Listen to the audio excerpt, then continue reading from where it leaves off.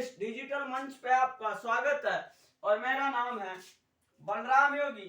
और पिछली क्लास जो अपनी थी वो बूंदी के हाड़ा राजवंश के बारे में थी और मैंने आपको उस क्लास में बताया था कि अपनी जो अगली क्लास होगी वो कोटा के हाड़ा राजवंश के बारे में होगी।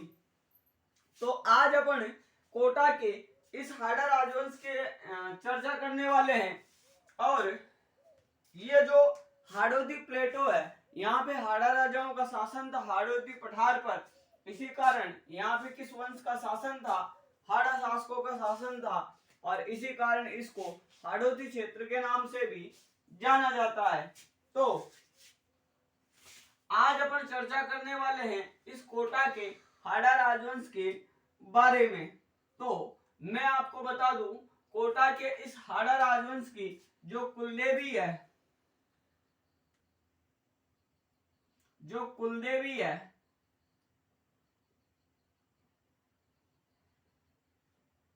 कोटा के इस हाड़ा राजवंश की कुलदेवी कौन सी है? भदाणा माता।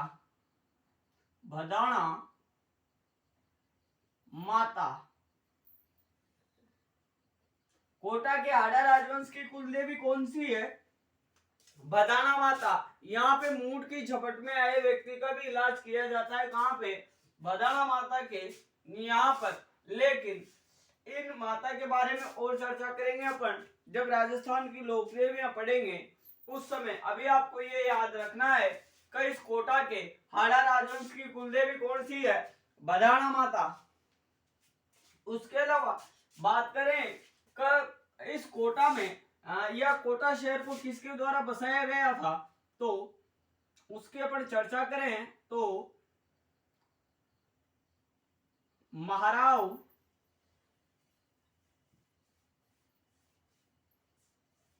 माधो सिंह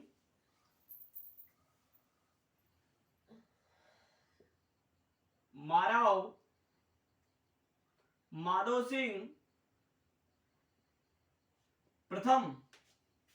महाराव माधो सिंह प्रथम बूंदी के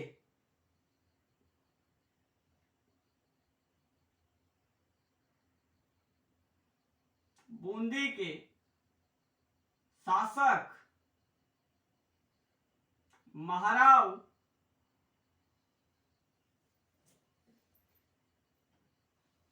रतन सिंह के पुत्र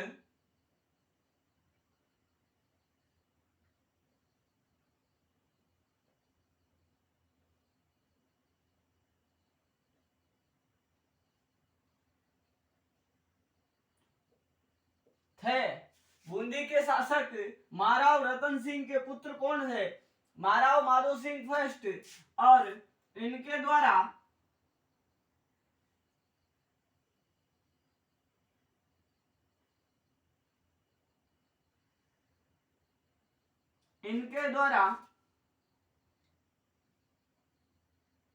शाहजहां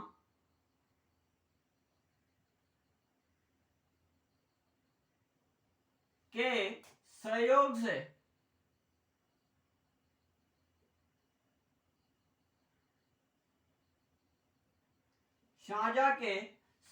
से इनके द्वारा शाहजहां के सहयोग से 1631 ईस्वी में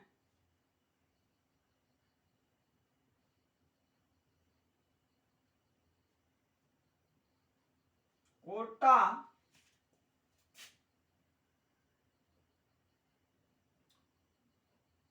शहर की स्थापना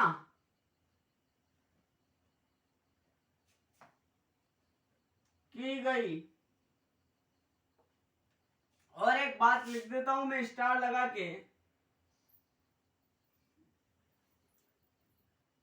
कोटा का नाम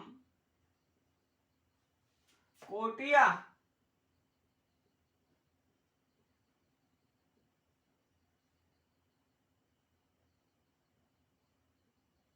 भील के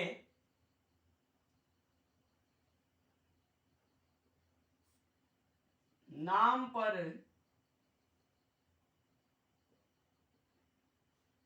रखा गया है। तो ये थे महाराव माधो सिंह फर्स्ट। मैंने क्या बताया, बूंदी के जो शासक थे रतन सिंह, उनके क्या थे, ये पुत्र थे। और इनके द्वारा मुगल वंश के शासक शाहजहां के सहयोग से 1631 ईस्वी में ये जो कोटा शहर था इसकी स्थापना की गई थी। और इस कोटा का जो नाम है कोटा, ये किसके नाम पे रखा गया है, तो ये रखा गया है कोटिया भील के नाम पर। आगे अपन अगले शासक की बात करें कोटा के, तो अगले जो शासक थे उनका नाम था मुकुंद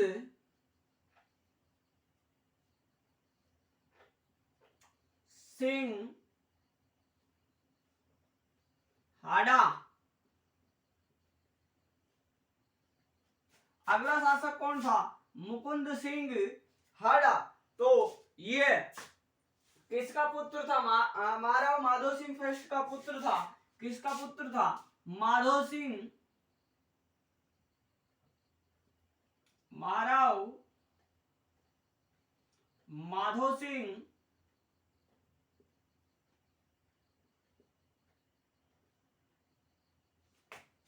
प्रथम का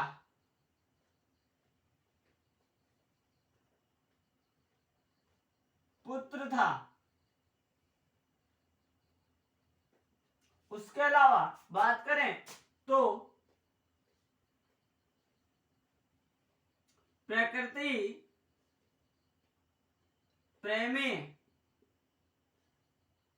शासक था।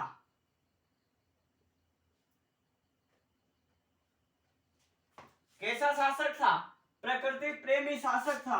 कोष्टक में लिख सकता हूं मैं,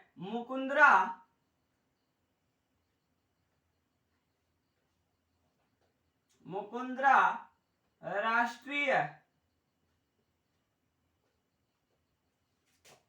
उद्यान का नाम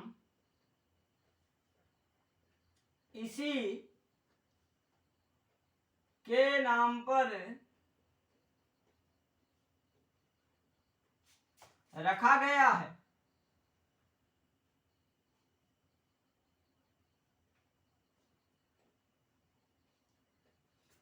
मैंने क्या बताया, ये महाराव माधो सिंह फर्स्ट का पुत्र था। उसके अलावा ये मुकुंद सिंह हाड़ा प्रकृति प्रेमी शासक था। यानी जो मुकुंदरा राष्ट्रीय उद्यान कोटा में पड़ता है उसका नाम भी इन्हीं के नाम पर रखा गया है। आगे बात करें अपन इस मुकुंद सिंह हाड़ा के बारे में, तो मुकुंदरा का किला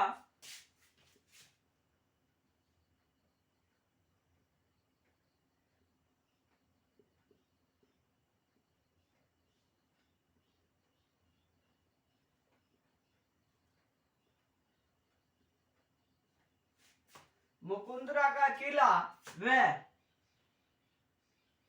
अबली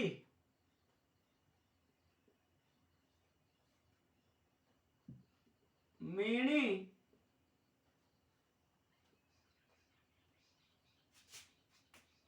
का महल, मुकुंदरा का किला व अबली मीणी का महल इनके द्वारा बनाया गया। और ये जो अबली मीणी का महल है इसको उपनाम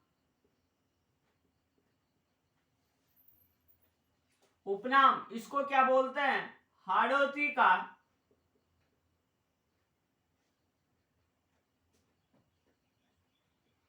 ताजमहल। एक तो उपनाम क्या है इसका, हाड़ौती का ताजमहल कहते हैं इसको। और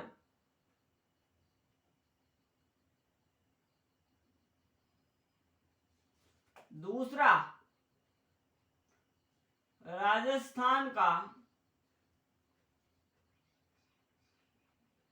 दूसरा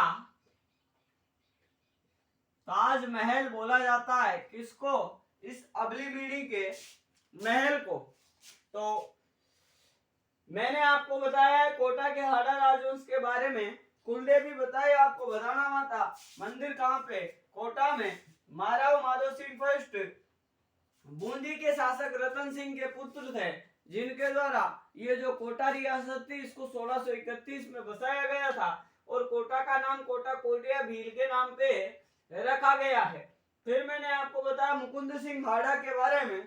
तो ये जो मुकुंद सिंह हाड़ा था, इस मुकुंद सिंह हाड़ा के मतलब इसके द्वारा क्या किया गया, एक तो मुकुंदरा का किला और दूसरा अबलीमीणी का महल बनवाया गया था। और इस अबलीमीणी के महल को हडोती का ताजमहल तथा राजस्थान का दूसरा ताजमहल कहा जाता है।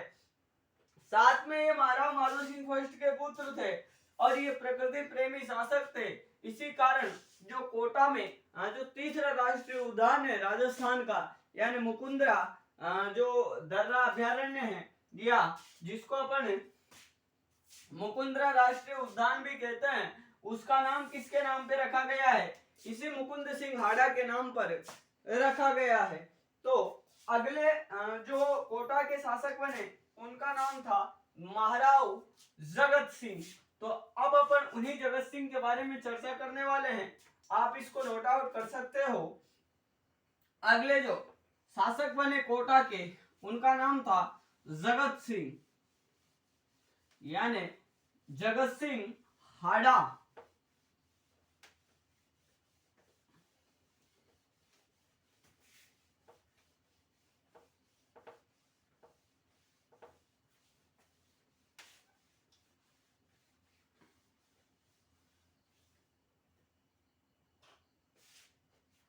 अगले जो शासक बने उनका नाम था जगत सिंह महाराव जगत सिंह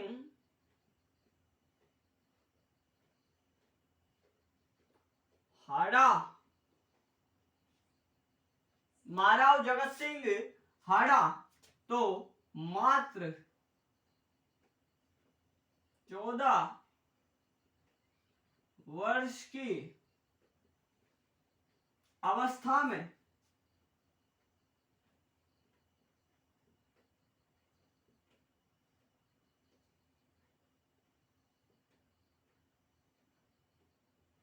शासक बने।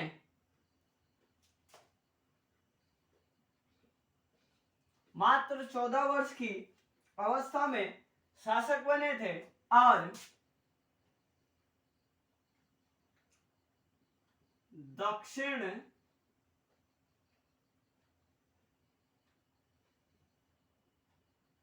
भारत में अभियान के दौरान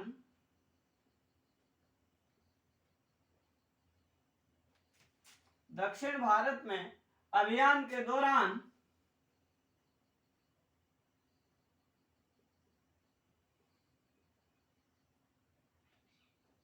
(1684 ईस्वी में इसकी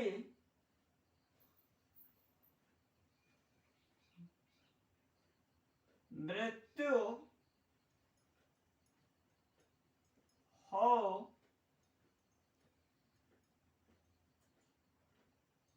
जाती है। क्या बताया मैंने आपको इस जगत सिंह फर्स्ट के बारे में, मात्र 14 वर्ष की अवस्था में ये शासक बनते हैं और 1684 ईस्वी में दक्षिण भारत में अभियान के दौरान इनकी मृत्यु हो जाती है। और बात करें ये मुकुंद सिंह हाड़ा के पुत्र थे।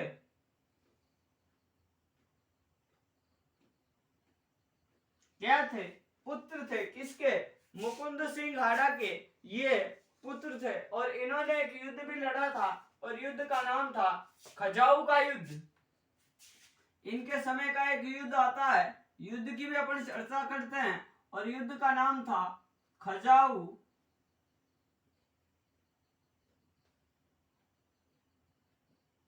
खजाऊ का युद्ध, और ये युद्ध हुआ कब था? 1600।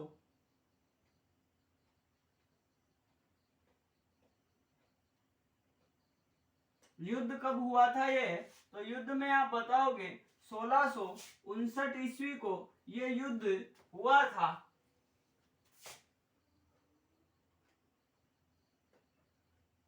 कौन सा युद्ध? खजाऊ का युद्ध। और इस युद्ध में एक तरफ थे कौन? राव शुजा। और दूसरी तरफ इस युद्ध में कौन थे? तो दूसरी तरफ थे इसमें औरंगजेब।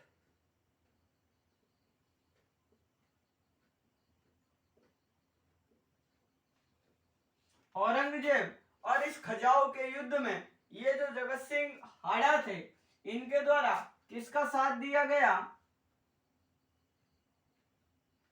किसका साथ दिया इस जगत सिंह हाड़ा ने? तो आज साथ दिया था इसने किसका? औरंगजेब का। यानी इस जगत सिंह हाड़ा के द्वारा किसका साथ दिया गया? औरंगजेब का। कौन से युद्ध में? खजाऊ के युद्ध में। और ये युद्ध हुआ कब था? 1659 ईस्वी को ये युद्ध हुआ था, खजाऊ का युद्ध। और इसका परिणाम क्या रहा था? तो इसका परिणाम रहा तो ये औरंगजेब इस युद्ध में विजयी रहता है और इस राव सूजा को क्या करना पड़ता है? हार का सामना करना पड़ता है। तो ये थी जगत सिंह के शासनकाल की कुछ विशेष महत्वपूर्ण बातें जिसके बारे में मैंने आपको बताया है। तो मैं एक बार फिर आपको बताता हूँ। महाराज जगत सिंह हाड़ा मात्र 14 वर्ष की अवस्था में शासक बने। दक्षिण भारत में अभियान के दौरान 1684 ईस्वी में इसकी मृत्यु हो जाती है। ये मुकुंद सिंह हाड़ा के पुत्र थे और इनके समय में खजाऊ का युद्ध लड़ा गया था और ये 4 जनवरी 1659 ईस्वी को हुआ था। एक तरफ था इसमें राव सूजा और दूसरी तरफ औरंगजेब। युद्ध में औरंगजेब विजयी रहते हैं और इस जगत सिंह हाड़ा के द्वारा किसका साथ दिया गया इस युद्ध में? तो आपको ध्यान रखना है, औरंगजेब का साथ दिया गया था। अब अपन जो कोटा के अगले हाड़ा शासक है राव किशोर सिंह हाड़ा, उनके बारे में चर्चा करेंगे, लेकिन वो चर्चा करेंगे अपन अगली क्लास में। तो आप इनको ऐसे ही पढ़ते रहे और इनके अच्छे से नोट्स बनाकर अपनी जो तैयारी है और जो फरवरी में जो राजस्थान सीईटी की वैकेंसी आने वाली है तो उसमें आप अच्छे अंकों से उस सीईटी को क्लियर करें। तो इन्हीं शुभकामनाओं के साथ में आज अपन इस क्लास को यहीं पे विराम देते हैं। धन्यवाद। आपका दिन शुभ हो।